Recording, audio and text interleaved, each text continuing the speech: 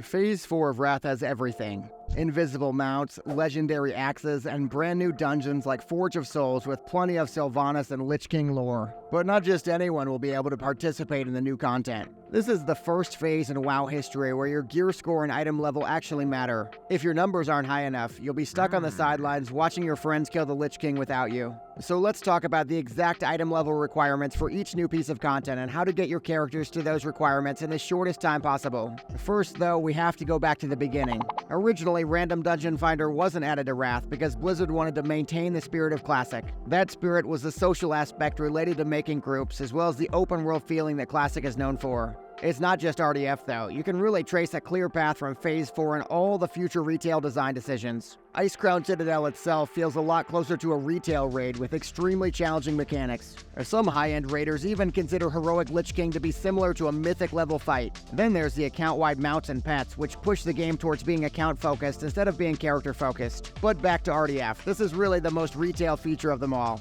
Sure, you can instantly queue and never have to talk to anyone, but a lot of people consider that a perk. Besides the lack of a social aspect, there's also the queue system itself. With the new queue system, one downside is that most meme specs are officially dead with RDF. For example, if you're playing as a shaman, you can't queue as a tank at all.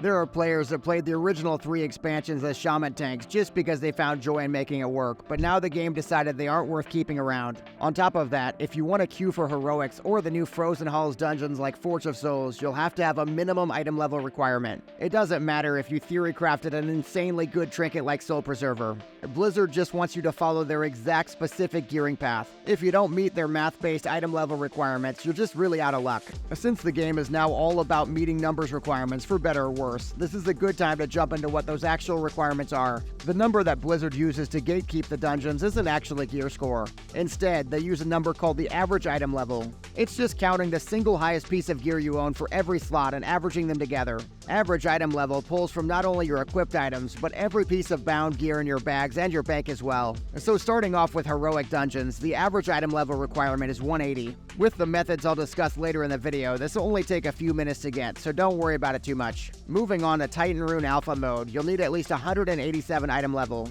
Beta mode, meanwhile, is 200 item level, while Gamma mode is currently set to 200 on the PTR. I do expect that number to be adjusted a bit to maybe 213 by launch. Gamma feels designed for higher item level gear, and Blizzard has mentioned the number not being finalized. We also have the new Frozen Halls dungeons, where the Forge of Souls requires 200 item level to queue into. For reference, 200 item level in every single slot is just under 3,800 gear score. Pit of Sauron and Halls of Reflection appear to also require 200 item level on the current RDF panel. However, Halls of Reflection historically require 219 item levels, so don't let it surprise you if Blizzard changes things last minute. Definitely subscribe and join our community so you're up to date if Blizzard does any last minute changes. On top of RDF, we also have a Blizzard minimum recommendation for Heroic Icecrown Citadel itself. That recommendation is 251 item level per slot. Having done the recently buffed Putricide fight, I can tell you this raid is a massive gear check, and you'll definitely want to push your item level as high as possible. So you're probably wondering, how do we actually push our item level as high as possible and in minimal time?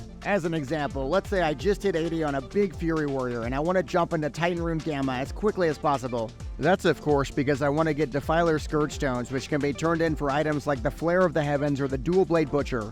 The first thing I'd do is to farm several thousand gold. Cash really is king for getting your gear score up fast, so I'd lock myself in the Frostflow Deeps to farm Crystallized Fire. And then I'd open up my new crafted BOE gear list sheet, which is linked below the video. Buying crafted pieces on the auction house is the fastest possible way to jump your average item level up. Using the sheet, I can immediately see a pair of 264 legs and boots that are worth crafting once I save up the Primordial Serenite. There's also a 245 chest and a bracer that are cheap and easy to get. And if I really felt like spending gold, I'd also use the Wowhead BOE search feature to snipe other BOEs like rings. While I'm on my shopping spree, I'd also be doing Winter Grasp every 3 hours. Barring some unseen catastrophe, we'll be able to get full Furious Gladiator weapons and armor from Honor in Phase 4. That means 238 full armor sets and up to 252 weapons. We could also pick up new Wrathful Gladiator off pieces at 264 item level. It's worth mentioning that Vault of Archivon is really easy this phase as well, and I've never been rejected from a group for having bad gear.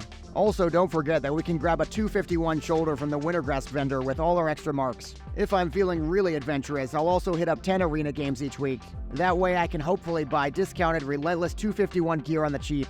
At this point, you should have enough average item level to queue for any Gamma or Frozen Halls dungeon. Now you just need to lock yourself in RDF until you have all the TOC and Aldor Bis pieces you can handle. Then it's time to slay the Lich King and take his glorious invisible mount for yourself. But don't get too ahead of yourself. To get your item level up this fast, you're going to need a lot of gold. And that's why my brand new Phase 4 Gold Makers video is a must watch. Check that video out next.